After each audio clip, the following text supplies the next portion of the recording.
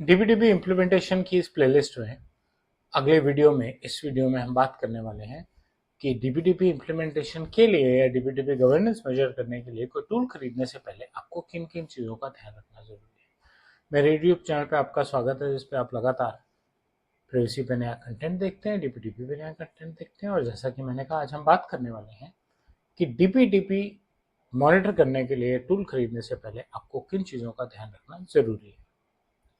ज़्यादातर लोग क्या गलतियां करते हैं, लोग सोचते हैं हम टूल खरीद लेंगे, हम कंप्लाइंट हो जाएंगे, हमें काम कुछ नहीं करना पड़ेगा। टूल हमें पॉलिसीज बना देगा, नोटिस बना देगा, टेम्पलेट्स दे देगा, हम उन पर अपनी कंपनी का नाम डाल लेंगे, टूल में हम स्टेटस डालेंगे, वो हमें एक प्रोग्रेस दिखा देगा और हमारी रिस्क जो है वो कम हो जाएगी।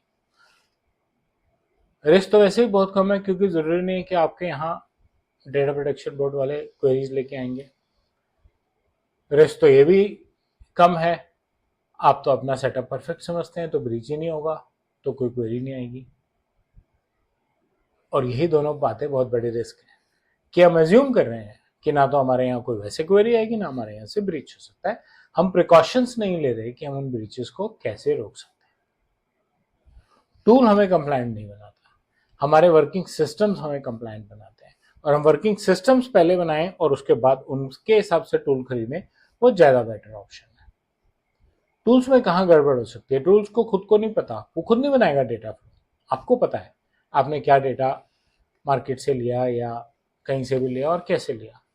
ओनरशिप डेटा की आपके पास है, प्रोसेसेस आपको देखने हैं कि एग्जिस्ट कर रहे हैं या नहीं कर रहे हैं। एक्सपेक्टेशंस अनरियलिस्टिक नहीं हो सकती, एक्सपेक्टेशंस का रियलिस्टिक होना बहुत ज़्यादा ज़रूरी है।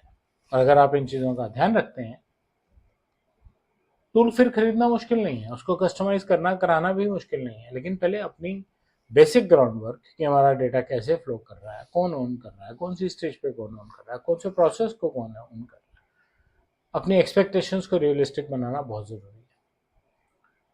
टूल मार्केट करने से या टूल यूज़ करने से पहले आपको जानना ज़रूरी है पर्सनल डेटा, क्या पर्सनल डेटा है आपकी ऑर्गेनाइजेशन में, उसमें से हाई रिस्क डेटा कौन सा है, उस डेटा को ओन कौन कर रहा है, कौन यूजर राइट्स को और रिक्वेस्ट को हैंडल कर रहा है, कौन इंसिडेंट्स को हैंडल कर रहा है, कैसे हैंडल कर रहा है, कैसे रिपोर्टिंग कर रहा है। अगर ये चीज़ें समझ आ जाएंगी तो एक डेटा टूल में डालने वाली बात है ना। तो पहले बेसिक सेटअप तो तैयार हो। Tool should come after clarity, पहले अपने प्रोसेसेस की क्लैरिटी, फिर उस क्लैरिटी के ऊपर टूल्स। फेज मैनर में टूल्स को विजिबिलिटी, क्या टूल्स दिखा सकते हैं, क्या टूल्स ऑटोमेट कर सकते हैं, क्या टूल्स स्केलेबल है, स्केलेबल हो जाएंगे क्योंकि तो एक सॉफ्टवेयर है, पीछे एक डेटाबेस चल रही है। स्लो होगी तो आप अपना इंफ्रास्ट्रक्चर बढ़ा लीजिए, बेटर हो जाएगी। लेकिन क्या टूल्स पे डेटा विजिबल है, क्या ऑटोमेशन चल रही है, पहली ये चीज़ें टूल में होनी बहुत ज़्यादा ज़रूरी है। टूल्स का मतलब ये नहीं है कि टूल्स आपके सारा काम कर देंगे और आपको काम करने की ज़रूरत नहीं पड़ेगी।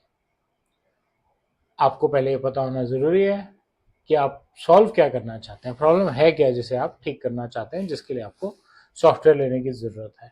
मैं फिर से दोहराऊंगा, स्टार्ट स्मॉल, छोटा शुरू कीजिए, लेकिन रियलिस्टिकली शुरू कीजिए।